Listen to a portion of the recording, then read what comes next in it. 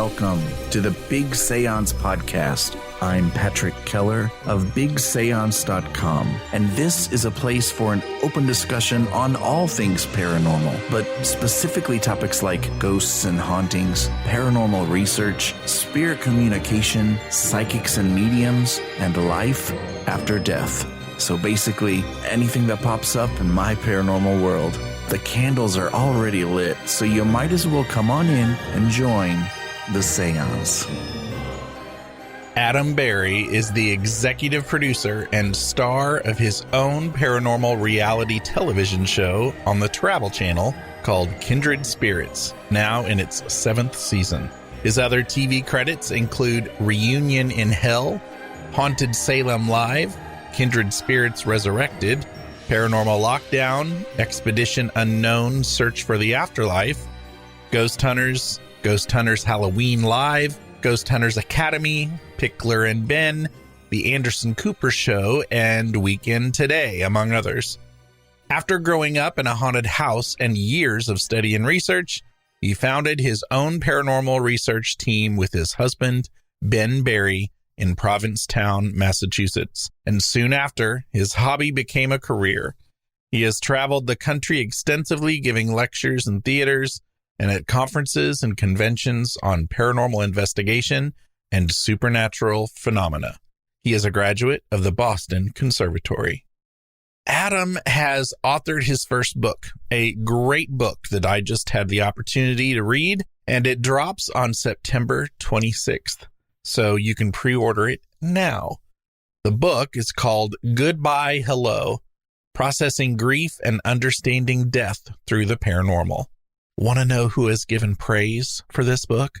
Oh, only psychic medium Tyler Henry. Tyler says, Adam Berry eloquently interweaves history, spookiness, and compelling personal experience that reflect our desire to learn more about what it means to be human by looking to those who've lived and passed and most profoundly continued. Tyler Henry, y'all. Before we pour our tea and get to the interview, I wanted to mention that in several recent episodes, I've talked about how Kindred Spirits is probably my current favorite of the many paranormal TV programs out there. But I've also mentioned that I was several seasons behind, and that's because I didn't think I had a streaming service that carried the show. Well, I just realized I was wrong. I do have access to Kindred. So I've been kicking off my fall in the most delicious way. Since this interview, I've binged season 5 and 6 of Kindred Spirits. And so I'm just now ready to begin the current season, season 7. It's so good, y'all. And I've really missed it. So I want to send a big shout out to our friends, Amy Bruni and Chip Coffee. So, ready for some tea? Actually, I want to pause here and ask, when we pour the tea and you hear the old music with the stirring, what are you drinking? Are you drinking anything? I've heard from some of you in the past that you have a tradition of like really drinking a special beverage along with us when you listen. I'd love to know and hear from you. Patrick at BigSeance.com. Or you can even pop into the Big Seance Parlor on Facebook if you want. Let us know there. Okay, for real. Here we go.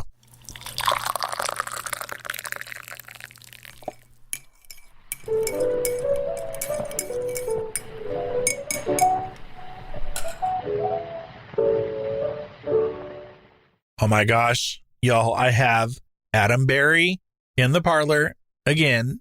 His last appearance was 2016, which is way too long ago. 2016 in episode 76 with Amy Bruni. But Adam was really with us in spirit as I covered the week we spent together at Belvoir Winery a little over a year ago. But it's been too long since you've sat right here in the parlor with us, Adam. So welcome to the parlor. Yay. Thank you for having me. I'm excited. You cleaned up the place. It looks great in here. The parlor looks wonderful. Oh, thank you. A little behind the scenes story. There was one day that I took a picture from the other side of my computer because I was just reading a book in a chair that I have across from my computer. And I took a picture of the mess from the other side of the room, and it was trauma for my listeners. I got in trouble for ruining their beautiful imagination of the Victorian parlor. Yeah, don't ever tell people, like, what is it? How the sausage is made? You know? Yeah, like, keep everything pleasantly. A little TMI when you talk about the sausage. Sometimes. Yeah. Well, viewers, he cleaned up nicely, and everything looks really Victorian. So don't worry about it. Okay, good. And there's lots of candles. Lots of candles up in here. Yeah, listen, lots of candles, lots of things. So, the few times we've been in the same room together, I can tell you there's always danger of us getting carried away by singing show tunes. Yeah. And so to get it out of our system, I have a super serious question, and that is... Ready. If we could turn your experiences of one haunted location into a pre-Broadway musical and produce it at your theater, what would it be? Oh, my God. Any location? Any of your experiences at any location. What would make a good musical? I mean, I don't know how you even categorize that musical, but. Well, what I'm thinking of, this is a hard question. So if you wanted like a thriller musical, it could be anything. But when you think about a musical, you think about like storyline, and you think about plot, and like, what are you getting? So I would have to say the episode of Kindred Spirits, the Nancy episode, where she talks about her birds and missing her life, and like before she was in the ground, like that to me screams musical, right? Like that whole thing screams, this could be a musical, because we don't know who it is, and it's, we're trying to figure it out. But then once you do figure it out, it's sort of like, it's moving, and like, oh, people are like, oh my God, there's like something to it that's a bit more depth. Yeah, so I'd say that probably. Not the answer I think most listeners are hoping for. Most listeners are probably like, he's going to say Waverly or Sloss Furnace or Penhurst Asylum. And while those would make interesting ideas for musicals, I don't necessarily think it would make like a good musical. I do have a dream, though, and a vision to get like David Lindsay Baird to write a parody play based on filming reality television, like Ghost, right? Oh, that is a great idea. So it's a play about a team that gets swept up in the reality of reality television, and they're ghost hunter. They get put on television, and it's like, it's a spoof. Like it's obviously, I think it'd be interesting because, your sets would have to be interesting, and lighting would have to, like, you're investigating, and it would be funny. It would be funny AF. If anyone's seen any of his plays, they're hilarious. That's what I think. That's what I want. Come on, Broadway. Adam Berry, executive producer here. Let's make it happen. Let's make it happen. Yeah, but no, I like your idea for the musical, because you don't want just a crazy musical that gets big, raves. You want Tony Award. Oh, you want like moving songs. You want like that 16-year-old girl singing the title song at competition, at drama competition. She's like, I got my hands on the sheet music. It's not even out yet. Like, it's so good. Oh my God. Like, you have to be like in the know to get it. That's what I did. Because I had a friend on Broadway in Jane Eyre, that musical. And I was like, I need the sheet music for this duet. And she like swiped it for me, and I did it for competition. People were like, how did you get that music? And I was like, I got friends. I got friends. I know. I love it. Well, hopefully we get Broadway in gear here, and they're listening. Yeah. Broadway calling. So good ideas. I've always known that you and I have quite a few things in common, including our Baptist upbringing and growing up gay and what? What? We're gay. After reading your book, it's almost scary how similar some of our experiences are, minus the traveling across the country filming paranormal TV part. But I almost found myself really agreeing with you and nodding. Well, wait, you know what? I didn't even talk about the book. I'm sitting here asking you about the book and we didn't even talk about it. Listen, rewind. Oh my God, Adam has a new book out. What did you say? Wait. He's got a new book out, y'all. Wait, what did you say? I have a what? Adam has a new book out, y'all. And it is called Goodbye, Hello, Processing Grief and Understanding Death Through the Paranormal. And the book drops September 26th, and you can pre-order it now. I have read everything up to the last chapter. Full disclosure, I was so annoyed. Before this interview, I got to the last chapter, y'all, but I am loving it. Thank you. And I think that the audience will love it too. But I'll get back to my question. Okay, here we go. So the things we have in common. I feel like along your journey, I've asked the same questions that you cover in the book, but it also made me wonder if that's just because a lot of the people that resonate to the paranormal are also going to have these same questions. Yeah, I mean, I think the reason why, yes, we have very similar upbringings in we experience sort of the same things like as kids and growing up and the same, questions. But I think most importantly, I think a lot of people in the world, whether they're into paranormal or not, have similar thoughts and questions about the ideas and themes in the book itself. And I think people either are aware of it and they're actively asking those questions, like what's next? What is the afterlife? What do we know?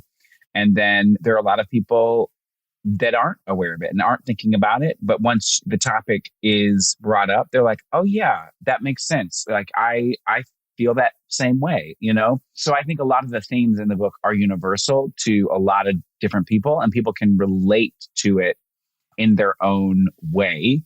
And that wasn't like, what's interesting is that it's not intentional. I wasn't sitting there going, what can I really put in the book to make everybody like find universal ideas and theme? Like this really wasn't the goal. I wanted to write a book about how can we better understand our own grief when we lose someone and the afterlife through what we know about ghosts and what ghosts tell us. And that's simple, and I'm glad you read it. Chapter 12 is a really great chapter. It's heavy. It's talking about chapter 12 is the end of life. And I talked to some people who are going through some really hard times. And I talk about the experience of, witnessing being with someone when they pass away and what that's like and what they say. But I appreciate your kind words because, now people are starting to read it because they're reviewing it or doing interviews. And I don't know what to expect, I wrote it and I'm like, I don't know how people are going to like it. So I do appreciate your kind thoughts and your words for sure. I knew way back pre-Kindred Spirits, even in it, probably toward the end of your Ghost Hunters journey. I had my first inkling of me really jiving with everything Adam Berry when you all investigated the upstairs lounge. Oh yeah. And I sat there and cried watching it. And I was like, oh my God. And then of course it spiraled into anger that I didn't know about the upstairs lounge. And it took a freaking Ghost Hunters episode to make me aware of it. And so then that annoyed me. I was like, why do we not know about this? But we don't have to get into that because, oh my God. You know what's even more annoying than that? What? What's even more annoying than that is that so those of you who are listening, the Gemini Lounge fire, it was in New Orleans. Someone out of anger threw a Molotov cocktail into the staircase of this upstairs bar that was predominantly for the LGBTQ culture. It was underground. You had to know a code to get there. It was very secret. And a lot of people died in that fire because they couldn't get out. They couldn't get out of the building. And we went and investigated. And so what's more annoying than you not knowing, the night before we filmed that case, the producer was like, do you know what we're shooting tomorrow? What case, what we're doing? And I was like, no. I knew it was a bar, like the upstairs of a bar. And he was like, are you kidding? And I was like, no one told me anything. And he was like, oh my God. And so he told me about what happened. And I was like, what? He was like, yeah. And he's like, this is a big deal. Like, I can't believe no one at the network told you that we're about to go into this place. And literally you're the anchor for, because you're gay. Like, you're going to represent an entire culture, whatever. And I was like, oh my God. And so I stayed up all night long reading a book about the incident. I bought it online and I read it, and I read the whole thing so that I knew all the information I could possibly know. Didn't get any sleep, and then went in and investigated the next day. And so that's more annoying than you not knowing, was me not having a clue. And I could have shown up not knowing any information. I could have shown up and been like, wait, what? I was like, I need to do research. Like, we can't just like jump in here.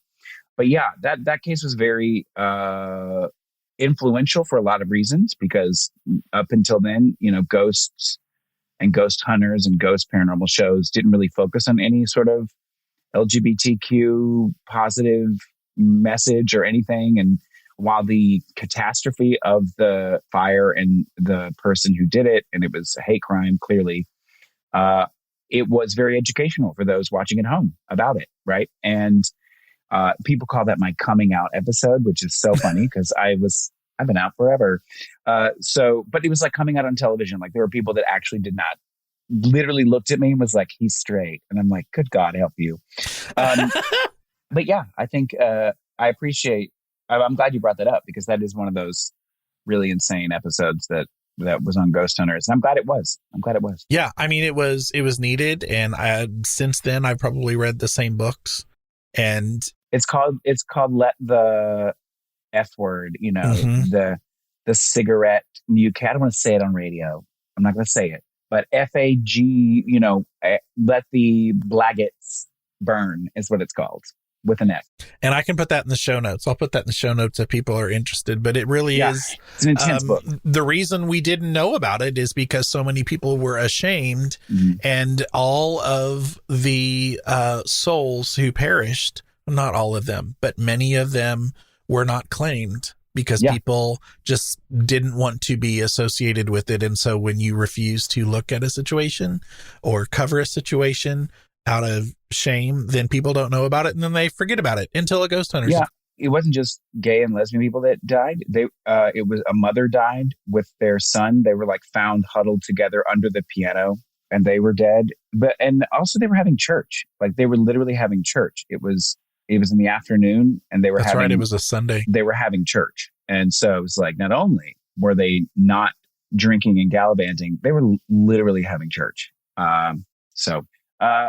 Wow, what a downer. We will move on. Check the show notes, but we are going to move on. We have spiraled down. There's so much deliciousness in the book. You've got a lot about growing up, experiences from investigations on the road, stories from colleagues, friends and family, including some stories that are heartwarming that just brought me to tears. How would you, because a lot of books like this, I struggle to categorize them, because it's not just a memoir, because there's some how-to in there. There's some informative stuff. How do you describe it? Is it a memoir? It's not, because the editor was like, we need to save that for another book. Like, if you can imagine, the book had a lot more of like personal antidotes. Like, my first few days on Ghost Hunters or Ghost Hunters Academy, and like little behind the scenes stories, that were very personal to me, that did explain a bit more, like, it was like fine point to get to why we do what we do instead of broad strokes, right? And we had to remove a lot of it, because the promise of the book itself is processing grief and understanding death through the paranormal. And while I love to talk about myself, and I love to tell people, how I got from A to B to C, we had to get to the promise of the book sooner, right? Like, people who pick up this book and don't know me at all and are looking for different ideas and thoughts on how to process a loss or deal with a loss or deal with their own mortality. As much as I want them to know about my life, that's not what they came here for, right? Mm-hmm. So I'm glad that I think I saved the right pieces of my personal life for the book, because, I included it and it got us to where we need to go. But the book to me is a different, it's the first of its kind. It's not just your normal ghost book. Like there are spooky stories, but that's not the meat of it, right? It's the support. It supports all the ideas and thoughts that we have about how can we better understand grief and loss through the paranormal. And I think anyone, if you don't believe in ghosts, like if you've never had an experience, and maybe if you don't believe in ghosts, if you've never had an experience and you want an experience, but you're like, I don't know, maybe I'm on the fence, like maybe ghosts, I've not had an experience. If I would have an experience if ghosts are real, right? Or if you really believe in ghosts, the book is for everybody. It's not something that you have to like love the paranormal to get information from, if that makes sense. And shut up with yourself, because you straight up talked to Tyler Henry for this book, and I'm all fangirling over here the whole time. Yeah. So I literally just wrote him and said, I'd love to interview you for my book. Like I wrote him on Twitter, and we follow each other. And he was like, sure thing. Stop it. Yeah. And he was so nice. And, I think the reason why I interviewed the people that I did was because they were going to impart knowledge and information to me and to the readers that I can't provide myself. And we do that. I mean, you see us doing that in paranormal investigations. We're not going to pretend like we know the answer to something. If we don't, we're going to bring in an expert to teach us, to teach you. And I wanted to do that. And I think he deals with a lot of people who are grieving for their loved ones. Like he makes contact in a way that I've seen a lot of psychics do that. Chip does it. Lisa Williams does it. But Tyler, I wanted a younger perspective. I wanted someone who is our age in a way. Like, I mean, he's younger than I am, but like, I wanted that perspective. I wanted a new generational perspective on what that means and what his thoughts are about death and what they tell him. And he was so nice with his time and imparting his knowledge. And he wants to investigate. Like he's never been investigating. He's never been investigating ghosts ever. Okay. Well, when is that episode of Kindred Spirits coming out? Right? Like he was like, I'd love to investigate. And I was like, you know what? I have to be there. I'm hopefully Amy can get him to come to a Strange Escapes, and then I can be a witness to like his first sort of investigation, because he's never he only communicates with them in spirit, if that makes sense. Like, and he doesn't see them or doesn't like recognize them in a room. That's not his jam, right? Those quote earthbound right ghosts. Exactly. Yeah. And so I'd love to watch him sort of tap into that maybe and see if he can pull that out, Right. But yeah, so don't be jealous, but be jealous that Tyler Henry, and he said some really nice things about he's on the back cover there, and said some really nice things about the book in general, which I'm very grateful for. I'm very grateful for it. He is such a beautiful soul. I'm jumping over a whole bunch of serious questions because let's do it. We've already had the downer, and I have to ask this because I love serious questions. Okay, well, I'll get to some serious questions. I need to ask you. Okay, good. I need to ask you about Haunted Honey because yeah, when I read that, I giggled, and I was like, "Oh, this has to be where Greg Newkirk comes in." And then I turned the page, and I was like, "Oh, yep, ding, Greg Newkirk right there." And he was like, "And I'm placing coins on your eyes, and that's to pay the ferryman. And now meditate under this shroud. Rest in peace, Adam. Okay, bye." And I was like, "What?" Yeah. So, I think I just finished the audiobook on Thursday because I read the audiobook, which is so fun. And it drops the same day as the book. So it's, I'd get both of them and follow along. But there's a line in the book that's like, if someone says to you, "Here, drink this haunted honey," you might hesitate, but I didn't, because Greg Newkirk can be pretty convincing. I mean, the idea behind the haunted honey, and those of you who've seen it on the episode of Kindred Spirits, it was, we were at the Liberty Hall, and, we were having a little trouble connecting with a specific individual that we knew was in the house. We felt like he was there and he would give us all the answers. And Greg was like, well, I have an idea to sort of drop one of us in a bit deeper into their realm, right? You know, you're technically, he said, he was like, so you're technically going to die, but you're not going to die, right? And I was like, what do you mean? You're going to poison me? And he was like, no. So the honey itself is from hives that are in Highgate Cemetery in London. And these honey bees pollinate the flowers that are growing out of the ground of the dead, right? You bury the dead in the ground, flowers grow out of the ground. These honeys are buzzing around these flowers. They go back to the hives that are on cemetery property, and then they make honey and they sell the honey. So technically, the honey is made from the dead, you know? But like when you think about it, probably a lot of honey is that you don't even know. Probably, yeah. Right? Because there are a ton of flowers in cemeteries, and like they're bees. So if there be bees, there be honey, there be dead people. And really, listener, dear reader and dear listener, when you read it and you listen to this, there was no acid in the honey. It wasn't a drug, because that would have been the longest episode of Kindred Spirits you would have ever watched. B, it was a meditation. So like anytime, the best way I can describe it is like those of you who meditate or sit in quiet, thought and contemplation. Some people like to light incense, or they play music, or they use singing bowls, and it helps them ground their center and their thoughts so that they can meditate on whatever they want to meditate on, right? It's the same idea, except I used things that reference death and the afterlife. So the coins to pay the ferryman, the burial shroud covering my body, the idea that I'm taking this honey that's made from the dead, I'm communing with the dead, right? All of those things helped me prepare for a meditation on the afterlife and death. And I was, asking questions about like, how can we communicate? How do we do? And it was weird. It was a very, very bizarre experience, because I felt very connected to the energy around me.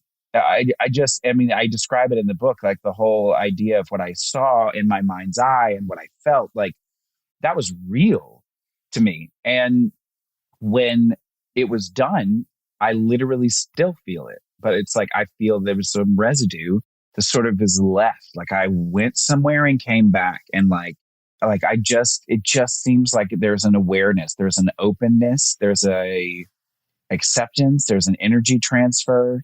And I, even when it was done, I was like, y'all have to do this. Like, Amy, you have to do this. Each one of our friends needs to do this. I think the experience will be very different from everybody. I think everybody will have a different experience, just like, Afterlife is a different experience for everyone, I think. But it really grounded and connected me in a way that still lingers with me. Wow. Yeah. And, who needs edibles? Just go get you some haunted honey. Who needs that's what I'm saying. Like, I was like, honey, no, not LSD. Are you kidding? Or shrooms, or like, what? I would have lost my damn mind. I would have lost my mind. No. I ain't got time for that. Suzanne Wilson. Do you know Suzanne Wilson? She's a psychic medium. She heard I was getting ready to interview and reached out to me. I think I know the name. You probably I've have. heard the name. Yeah. Yeah. And she wants to know, I thought this was good. How do you, this question is asked of psychic mediums a lot, but How do you recharge after a particularly emotional or heart-touching investigation? And does it stay with you? Very good question. We drink in the lobby of the hotel. And that may seem like a joke, but it's not. Amy and I, every day after we investigate, we kind of decompress together, right? If we're in the same hotel. And so she and I will sit in the lobby, and she'll have a glass of wine. I'll have a vodka soda, and our crew will join us. And, as a group, we will discuss the day's activities. And sometimes the crew is very like, wait, what? Like, explain, right? Because they love it just as much as we do. And I think, it's a way for us to sort of shed our thoughts and not be stuck with them. We're not stuck with any of these emotions or thoughts that we may have been dealing with. We're sharing it. It's very much like, not therapy, but, therapy. We're like talking about these things. Hey, it's Patrick. I wanted to break in here from the future just really quick to say that I think I've actually seen and experienced Amy and Adam practicing this tradition of winding down in the evenings after investigations.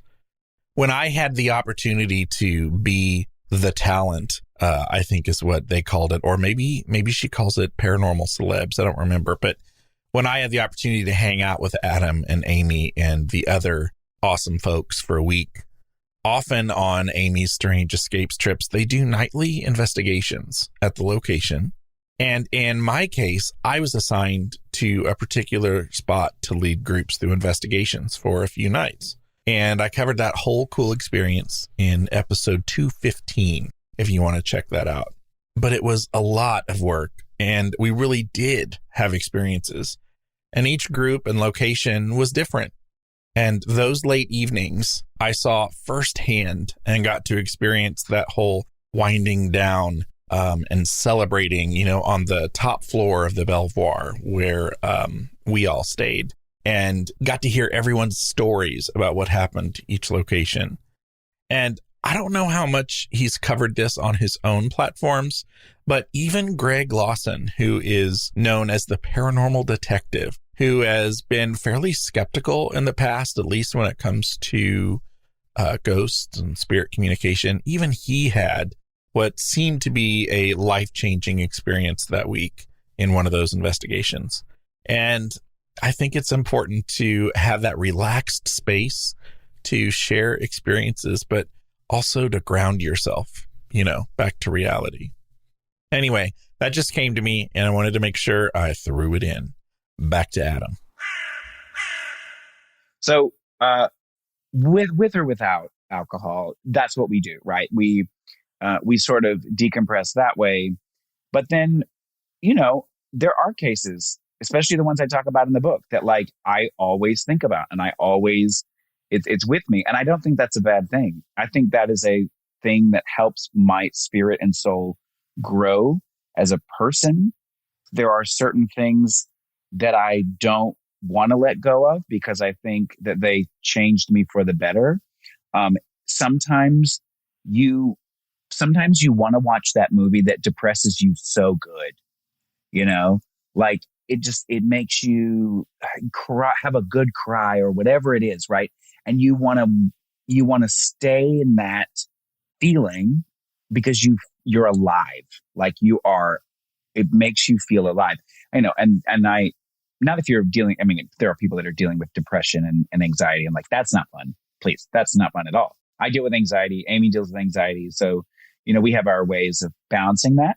But I think a lot of these experiences as investigators that we have stick with us. And it's almost like a drug. It's like you want more of those experiences, and you go out and you seek those answers, and you continue to try to have those experiences, and you change with them. Your entire feeling and thought ebbs and flows with what you know and what you don't know. It's kind of like every now and then I just say, do I want to take a bath and watch Girl Interrupted for the 350th time? Yes, I do. Yes, you do. I'm ready for those feels. That movie is so good. Or, I'm sorry. Oh my God, what is that movie? The only movie Bjork ever did. Oh, Dancer in the Dark. I don't know this one. Oh my God. What? I am not even joking you. It is one of the most brilliant films ever made. Bjork is a genius. And after she finished that film, she said that she would never do another movie again because it messed her up so much. It will gut you. It is like, I have no words. That movie will get you every Dancer in the Dark. Show notes, y'all. Dancer in the Dark. It is. I need people to tweet me once they watch it. I need you the second. I don't care. You can air this like later, but you need to watch it before it airs and write me and be like, I want to know your thoughts. Okay. Homework. Hey, I don't know if you've heard, but I'm retired now. I got some time. So First, Homework. finish the book. Well, first finish chapter 12, Chapter 12. and the afterward. Finish those first. And then watch Dancer in the Dark. I'm on it. Homework. It'll gut you. It'll gut you. I promise. Okay. I'm thinking about it now and it's making me like, God. I love that I pretended like I was going to have some kind of structure talking to Adam Berry today. We don't need it. We don't need structure. It's off the wall. In chapter 9, you compare the way you do something as simple as reaching out to ghosts by asking questions to the reverence of saying a prayer. Mm-hmm. And I really resonated with that. I've been known to myself get close to tears in EVP sessions, not even knowing if I'm connecting with anyone, right, or getting responses, just because I have so much reverence for the moment and the potential of what I'm doing and who I might be communicating with, someone I can't see or hear. Do you want to talk a little bit about that? Because I love that. Yeah. I mean, I see it sort of, I talk about it in the book, but I feel like it's like you're dropping in. You're sort of like, you're dropping into something else that's bigger than you is what I feel like it's doing. And so it's why when I do group investigations, sometimes the excitement that people have in like a group setting, there's like 15 people in the room with you, and that excitement, right? You can feel it. It's palpable, and you sort of need to cut it, right? You need to cut through it because it's too much. It's heightened. And so I make everybody take 3 deep breaths as a group. And by that third deep breath and exhale, it's like, okay, here we are, right? We're grounded. The questions that we ask are not intuitive, but they are in a way. It's like you start with simple questions, and then as you are feeling and sitting in the environment and you've dropped in, your questions become a bit more organic and a bit more, I guess the word is reverential. Is that a word? Sure. I wrote a book. I don't know if it's the right word. I'm from Alabama. I'm surprised I can read. Oh, here comes the emails. Here come the emails, Adam Berry. Listen, no. You know what? Send your email. If you're going to come and complain about that, you should send your emails to the governor of Alabama and be like, why are we like almost last in education out of however many states? Don't email me. Email Education Department of Alabama and be like, what's up, kids? No, and all joking aside, whatever. I mean, I went to college, please. So they did something right. I went to school for musical theater, though. So let's be perfectly honest. I digress. So I think it's like, it's a moment where, like, when you say a prayer, and if you were talking to God or whoever, and you are saying that my words and my thoughts and my prayers are reaching someone else, something else, right? Something higher than I am. And they're hearing my prayers, and I'm hoping that I get an answer for my prayers. So when you do EVP work, you are sitting, you are asking your questions. They are similar to, maybe you're not asking for a new roof or a new job or a new car or health or whatever, but you're asking questions, hoping to reach someone else on the other end of that line. You feel like they are listening, and in turn, you hope to get an answer for your question. So it's sort of the same thing in a way. And I think energetically, if you think of it that way, I think spirits are more receptive to it. It's not like you're not talking at them, you're talking with them, and you are getting your responses, if that makes sense. It does. And, I'm very open about what prayer is. Like prayer, a lot of probably religious minded people think of prayer as being a specific thing. I think prayer can be a lot of things. Oh, for sure. I think prayer can be sung. Prayer can be a number of things. But I think if you are grounded and you drop in a bit more and you give your questions a bit more pause and care, I think you'll get better responses. Absolutely. It's the same sort of thing. You're communicating with something that you know is hearing your questions and you hope to get something in return. Well, y'all, I want you to know I have like 42 other questions on this document. We have time. No. I mean, it's fine because I want to get your final thoughts too. But I'm like, oh my gosh, I love that this interview just went nowhere that I thought it was going to go. Patrick, we can go over. Don't worry. We can go over a little bit. You just keep going. Are you sure? I want questions. Questions on the book. Go. Okay. I'll do rapid fire. Okay. So let's see. Oh my God. Which one? Doesn't matter. You just go for it. In chapter 11, you talk about why you don't specifically reach out to your loved ones who have passed on. Yep. Why is this? So a few reasons. I assume those that have passed on know what I do for a living. They have a direct line of communication. If they need me, they'll reach out to me. I don't need to ask them to do that because I feel like they get it, right? 2, I worry that if they do reach out, maybe they want something that I cannot provide, and I would feel really bad about it. 3, if they reach out to me and I am able to help them, and then, all of a sudden one day they're not there anymore. It's almost like you're losing them again for a second time. And so it's like, oh, what way did I do something? Like maybe I messed up. Like it's too much, anxious. So that's why I don't reach out. And that's, they haven't really. My grandmother visited me in a dream, which I talk about in the dream chapter of the book. But other than that, it's like, if they need me, they know where to find me. And that's how I feel about it straight up. Okay. Here we go. We'll do one more. In chapter 8, you cover the concept of crossing over. Yeah. And through a pretty dramatic retelling of a near-death experience that our mutual friend John Tenney had, you cover this idea of everyone's afterlife being kind of individual or what they expect to be.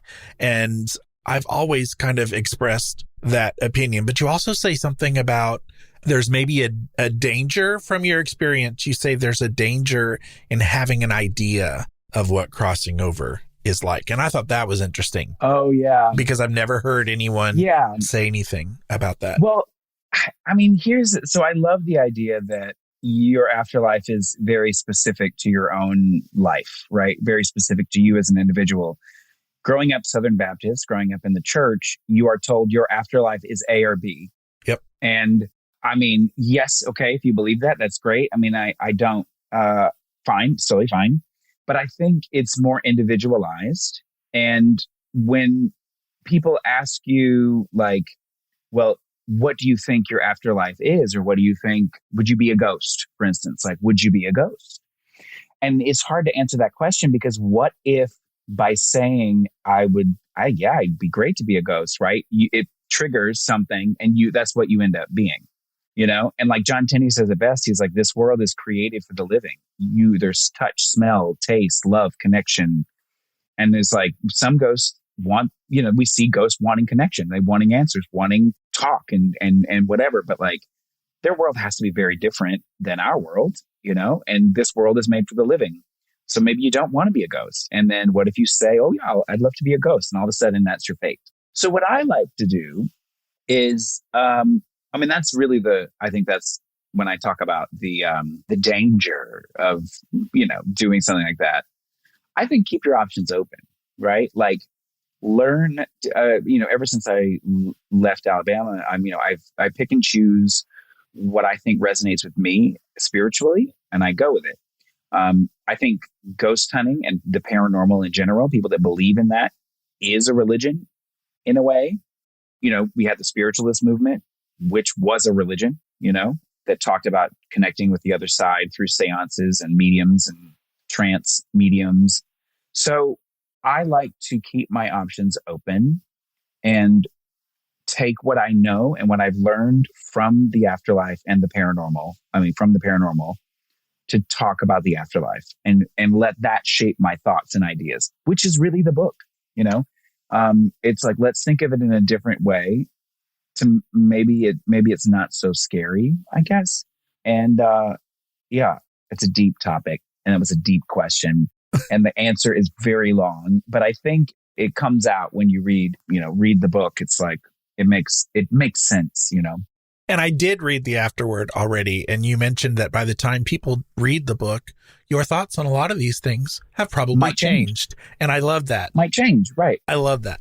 Yeah, I mean, like, I mean, maybe not yet. I mean, they haven't changed yet, but like 5 years from now, when someone picks up that book and they're like, oh, this was published 5 years ago, like, you know, maybe my thoughts are different. And you can best damn guarantee, Haney, if my thoughts change drastically, there will be a part two.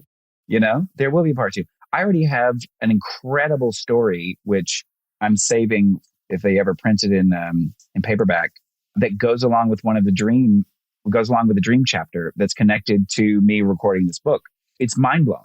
It is like, I wish I could tell you, because I don't want to spoil the book, so I can't say, but right. Yeah, I'll tell you when we get off here. Okay. And then I'll probably talk about it once the book comes out. But it's like a crazy, crazy story that's connected to one of the dreams that my friend had. And it just showed me that this book is exactly what I needed to do at this time. And it is, in a way, I feel like maybe it was already planned many years ago by some spirit, something. And it was like, put it into motion, because I've been thinking about these topics for many years, and it didn't take me long to write because it was already there for me to like spew out. It had been sitting stored inside my brain and my body for many years. But yeah, it just showed me the experience that I had recently. It just showed me that, yeah, this is exactly where I need to be. And this is what I need to be talking about and telling people about. And I love it. Tell people, I know you have some details about the book you want to share. Tell them where to find it and remind them about the date and all that. So the book is released on September 26th. And the best thing that you can do right now is pre-order the book. It helps me. It helps the book get onto lists and calendars and book clubs if you pre-order the book. And so you can purchase the book anywhere you want. It's available on Amazon. If you're buying multiple copies, I would buy it off of Barnes & Noble because it helps me even more. And if you would like an autographed copy of the book, you can visit right now. By September 1st, you should visit premiercollectibles.com and search for my book and buy it there. You'll get a copy of the book. It's autographed by me. It comes with a certificate of authentication, and you're entered to win a grand prize contest of coming to events, VIP tickets to events with me and dinner with me. But you only get that if you purchase it from premiercollectibles.com. But if that's not your jam and you don't care, click it up on Amazon, honey, because it's going to be there. The audiobook also drops the same day, and I read the audiobook, and it's really fun because I get to do that musical theater degree I talked about. Came in real handy because I did voices. Yes. And I did like me speaking like Greg Newkirk or John Tenney or Amy Bruni. It's a trip. I mean, it's not like it's my voice, but like I pitch Amy a little bit higher, or like the way I see it, like Greg talks like this, and it's very, it's very like, it's here. You get what I'm saying? It's like, I think you did a really good job right there, Greg, because he'd be like, I grew up like I don't know, whatever. I tried my best to give everyone a different flair without being obvious. So it's going to be a really fun listen. And wait a second now. Also, AdamberryBooks.com. If you need to be refreshed for all this information, go to AdamberryBooks.com. And there it all is. Okay, bye. But, dinner with Adam. Is your husband Ben coming to that dinner? Oh, yeah. Okay. Yeah. And like the events you can win, like 2 VIP tickets to like the Proctor House I'm doing in September, Jericho School in Wisconsin, my P-Town Ghost Hunt weekend, Strange Escapes, Mount Washington. And then you just pick which one you can go to, and you do your own airfare and your hotel. You can go to all of them. You can go to one of them. And then whichever one you show up at one of those that I know you're coming to, I'm going to take you out to dinner with Ben. And we're going to have dinner. But you have to buy the book from Premier Collectibles. And the more copies you buy from them, the more entries you have. Word. Adam Berry, you rock! Thank you for having me. I appreciate it. Thank you, listeners. And please, please, please, please pick up this book because it means a lot to me. And I want to know what all your thoughts are. So once you get it and read it, please review it, rate it on all the web pages. Excellent. For show notes, including links to anything we may have mentioned in this episode, visit bigseance.com. And you can continue the discussion and hang out with a great community of Paranerds by joining us in the Big Seance Parlor on Facebook. Want to hear your voice in a future episode? Go to bigseance.com/feedback to learn how. Thank you so much for listening. Unfortunately, it's time to blow the candles out, but we'll see you and light them again next time.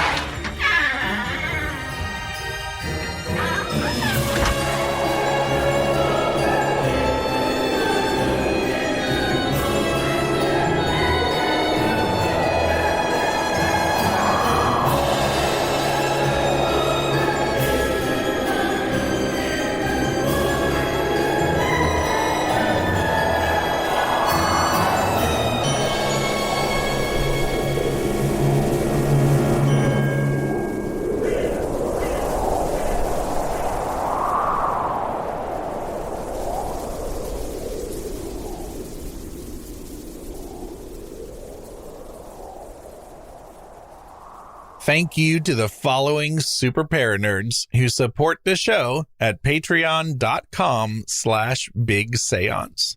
Michael Henson, Daryl, Anne-Marie Sullivan, Natalie N., Kim Robb, Josiel Lorenzo, and Susan Davey. My supporters at the Parlor guest level, who can be found at bigseance.com/parlor guests, are Allie of Hocus Pocus Collector, Anne Rekovich from OzParatech.com, Dina DeCastro of Dina DeCastro Astrology, Janae Michaels from Grey House Tarot and Farm Artifacts, Amy Park Gedicke of AmyParkG.com, Lonnie Scott from WeirdWebRadio.com, Lena and John of Carbon Lilies, Midge Munster from MidgeMunster.com, Diane Razmataz, Tracy King, Andrew Watson, Christine Rath-Selhe, Mindy Kentop, Hope Battaglia, Casson Bailey, Melissa Armour, Bruce Williams, and Christopher Kohler. And I currently have 4 awesome listeners who support the show at the $10 level. And as you know, the $10 level isn't even a thing. Those awesome Paranerds are Glenna Becker, Steve Skinner, James Wilfong, and Peggy Hagan. Now, I've been praising the amazing Jean Marie, who supports my work by pledging $20. Well, a little secret, my mom just heard about that. And so my parents have matched Jean Marie at that completely made up $20 level. So thank you, Mom and Dad. And thank you, Paranerds. See you next week, where I'll be here in the parlor with Andrew and Devin from Your Best Halloween Ever.